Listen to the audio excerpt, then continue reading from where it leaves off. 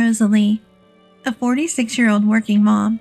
I've been married to my husband Peter for 23 years, and our son Thomas is all grown up now. Peter and I live not too far from my childhood home, and we visit my in-laws and my dad from time to time. My mom passed away about 5 years ago, and only my dad is left, but my brother Randall and his wife Matilda live with him, so I've not been overly concerned. Randall and Matilda don't have kids, so it's just the three of them at the house. They've been living there for a while and seem to get along without much fuss, but peace was short-lived after my mom passed. About a year ago, we found out that my dad has dementia. My dad retired at 70 and was always a workaholic, so I had my concerns. The loss of my mom may have been a trigger. His symptoms gradually worsened until Randall finally took him to the hospital. I reached out to Randall and Matilda to see if they needed help, but Randall simply said, "Matilda's got it. Don't worry about it." I initially thought it'd be okay if sister-in-law could look after them, but deep down, I had one nagging worry. Randall and sister-in-law aren't exactly kind to my parents. Actually, they're not kind to any of us in the family. I remember, during a visit back home, a neighbor told me that sister-in-law was bad-mouthing my deceased mom and dad to others. The neighbors who've known my parents for years didn't buy it, but people in sister-in-law's age group seem to believe her, and she talks about me too, saying things like, "She leaves all the caregiving to me, but only wants to offer her 2 cents. Neighbors who were concerned told me about this, even though I don't live with them and only visit occasionally. When we discovered that Dad had dementia, I tried to check in and spend time with him. At first, sister-in-law accepted my involvement without comment, but then she started to say, "Why are you coming back so often? Keep out of it. You're married now. It's annoying." I struggled with keeping the right distance from sister-in-law and eventually decided to limit my visits home. I figured if something happened, they'd let me know. So I've been only making a weekly phone call to check in on Dad. I realized this was a mistake very recently. One day, like always, I called Dad to ask about his well-being. Though he sounded fine, his tone was undeniably down. "Dad, you sound a bit down. What's wrong?" After a brief silence, Dad let out a heavy sigh. "Well, it looks like it's going to be another snowy winter." We live in an area with a lot of snow, and every year it piles up. This can be hard for elderly people living alone, who can't clear the snow and may get stuck at home. Of course, some of the younger folks helped with the snow removal, but that's not always enough. I looked out of my window and noticed it had started to snow lightly. "Don't worry, Randall and the others will probably shovel the snow. You'll be fine." I thought Dad's concern must be about the snow removal, but he sounded unconvinced. I asked again, what was bothering him? "Well, it's cold inside the house." "Why don't you turn on the heater?" "Matilda gets mad if I use the stove. Says it's expensive. What with the electricity and the cost of fuel going up." I was shocked to hear this. Yes, the cost of living has increased lately, but it's cruel to live in a cold house in a snowy region, especially for an elderly person. I mean, Randall and sister-in-law are at work during the day, so maybe they don't know how cold the house is. But Randall grew up in this area. He should know better. I hung up with Dad and called Randall. "Come on, I'm at work. Stop calling me." When Randall picked up the phone, I could hear his quiet tone and picture him shrinking into himself. "Sorry to bother you. I was talking to Dad earlier, and he said he's not even turning the stove on during the day. So I was concerned." A sound like a tisk came from the other end, and Randall sounded like he was fed up. "Dad said he's fine. Stop meddling in how he handled things. Matilda's getting annoyed, saying you're too nosy." "I'm sorry." Randall's irritation was palpable.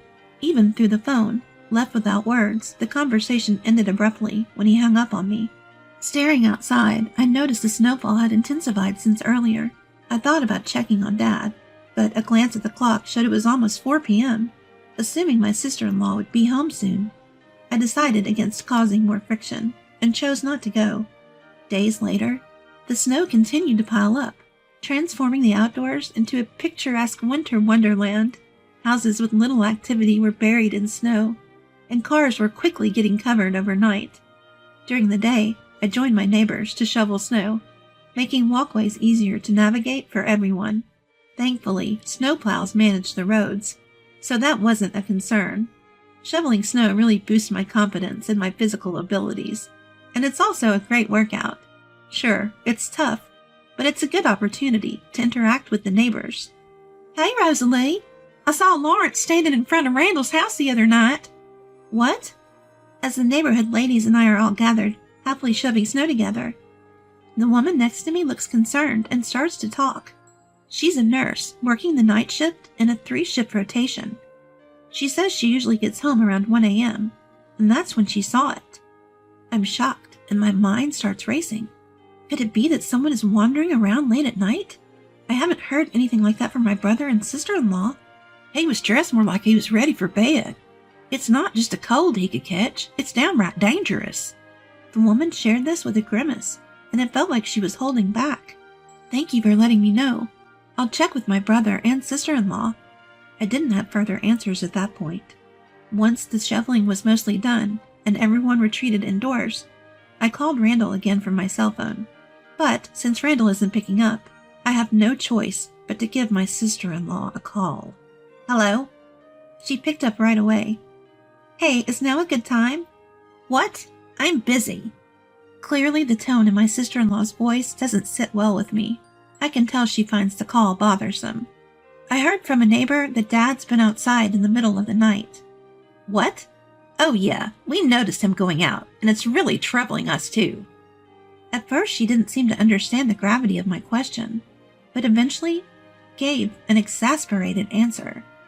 Is it safe? I mean, he's not consistently outside at night, is he? Though I never suspected they'd neglect him, my worry for Dad had me pushing for details. My sister-in-law yelled something through the phone and promptly hung up. I couldn't make out what she'd said, but figured everything was probably okay, so I decided not to call or check up any further. But this issue made me worry about my brother and sister-in-law's well-being. If Dad is wandering at night, they're probably not getting much sleep either. I found myself thinking about different options. Should we consider placing Dad in a care facility? That night, I decided to discuss it with Peter. Well, you might have a point. Maybe it's not best to keep leaving it up to Randall and his family, Peter said. The more we talked, the more Peter seemed open to the idea of a care facility. I could still visit Dad, but if he's going to wander, I'd have to quit my part-time job. I would feel safer if Randall and I both contributed to the cost of a care facility. Exactly. I'll talk to them about it, I said. After hearing Peter's response, I decided to bring it up with my brother and sister-in-law later. But then something unexpected happened that night. Around 2 a.m., the house was quiet. Peter and I were fast asleep. Outside, snow had piled up again, despite our clearing it during the day, snuggled in our warm bedding to fend off the cold. I woke up, sensing something unusual. I listened carefully, and it turned out to be the doorbell ringing through the house. I checked the time. It was past 2 a.m., and even sticking my hand out of the covers, the air felt cold. This was no time for visitors. Feeling uneasy, I nudged Peter awake. The doorbell continued to ring. Hey, seems like someone's at the door. Peter's eyes fluttered open a bit. Sensing my whisper, he seemed to grasp the urgency, and his eyes widened. Then he sat up to confirm that the sound of the intercom was indeed audible. Don't move, I'll go check, he said. Peter put on a warm jacket beside the bed and went out of the room. Peter had told me not to move, but I couldn't help worrying about him. I gripped my phone and cautiously followed him to the front door. Before opening the door, Peter went into the living room to check the security monitor. I watched the entrance from a distance and felt a shiver of fear at the sight of a shadowy figure. Hey, it's Dad, Peter called out from the living room. Unbelieving, I rushed over and squinted at the faint image on the monitor. It was Dad. Are you kidding? Quickly, turn up the heat, I yelled. I quickly told Peter to warm up the room and then hurried to the front door. Upon opening it, I found Dad curled up and shivering just beyond the threshold. Dad, what are you doing out here? Come inside. I draped my own jacket over my shivering father and ushered him inside. Dad came in stumbling weakly and sat down at the entrance. "Peter, help me!" I couldn't lift Dad by myself, but Peter rushed over and helped me carry him into the living room. Hearing the commotion, Thomas rubbed his eyes and came downstairs from the second floor. "Hey, give us a hand!" Thomas saw Dad as well as Peter carrying him and quickly realized what was happening. He rushed back upstairs and came down with blankets and a comforter. "Dad, sit here." Peter guided Dad to a chair near the stove. Under the light, I see Dad shivering, his pajamas soaked from the snow and his face pale. His lips have turned blue, sending a shiver down my spine. It's clear he's in danger. "Hey, warm up a hot towel, quick. Oh, we've got that big bucket, right? Fill that with hot water, too." Dad's feet are bare, and not just his toes, but his entire feet are turning blue.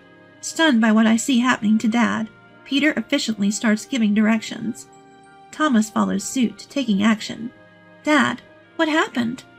I ask Dad, who sounds shaky, but seems like he can't talk properly because his lips are trembling from the cold. Without wasting a second, I grab my cell phone and call Randall right away. I immediately call Randall on my phone, but it's not him who answers. It's sister-in-law. "What do you think you're doing, calling this late?" Sister-in-law seems like she was already asleep and asks in a raspy voice. "It's about Dad." "If you mean father-in-law, he's asleep. Don't call in the middle of the night." I try to tell her that Dad is at our house, but sister-in-law cuts me off, shouting. This irritates me. She had claimed he was wandering around, but hadn't even checked on him. "Can you please check?" I suspect something's off with sister-in-law, so I deliberately ask her to confirm. She sounds annoyed, but I hear her shuffling and then silence. Moments later, she yells, "He's here. Just stop it already." More noise follows, then silence again. Suddenly, I hear Randall's voice faintly in the background. "What's with all the yelling?" "It's Rosalie. She's such a nuisance calling at this hour." "What's going on?" "She's asking about father-in-law." "Ah, did you let Dad go outside again?" "Yes, I need him gone as soon as possible." Hearing this, I immediately put my phone on speaker and placed it on the table. Then I grabbed Thomas's phone and hit the record button. Peter and Thomas listened intently to the conversation coming from my phone. "You're really crafty, you know, using Dad's insurance to pay off debt." "If I don't, I can't repay it. He's just a nuisance anyway, so useless." "Ha ha! Rosalie actually believes that Dad is wandering because of dementia." I'm shocked at what I'm hearing. Tears of sorrow streaming down my face. I can't believe Dad doesn't have dementia and wasn't wandering at all. I've been fooled by my brother and sister-in-law. That woman is such a fool, but now, even if something happens to father-in-law, no one will suspect her. After hearing all that, I hung up the phone. I stood there stunned, not knowing what to say. Peter snapped me out of it, telling me to get it together. I snapped back to reality and realized I had to protect Dad. So I immediately called the police on my cell phone. After the police heard my story, they went straight to my brother and sister-in-law's place, who were probably at my family home. They were arrested on the spot. I was summoned to the police station several times, and I provided the audio recordings I had on Thomas's cell phone. My brother and sister-in-law tried to make all sorts of excuses. They claimed that Dad had dementia and a wandering habit, but there was no medical diagnosis of dementia, and tests proved that Dad was fine and had no reason to wander. Thanks to the evidence, they were charged with trying to take Dad's life and were sentenced to prison. After consulting with Dad, we decided to sell our family home. We changed all our contact information and never saw my brother and sister-in-law again. We all moved. When I asked Dad why he hadn't talked to me about the terrible situation he was in, despite not having dementia, he just said he didn't want to be a burden and didn't elaborate further. Dad was always a kind person, never the type to raise his voice even when he was verbally abused by Randall. And since Mom passed away, he's been like a living ghost. I wondered if he too wanted to move on. But Dad never spoke about it, so the truth remained unknown. "I'm sorry for being a burden," Dad told Peter and me while we were cleaning up at the new place. "Dad, I'm glad I could protect you. That will never happen again." At those words, Peter also smiled and said, "Exactly." Dad gave a faint smile in return.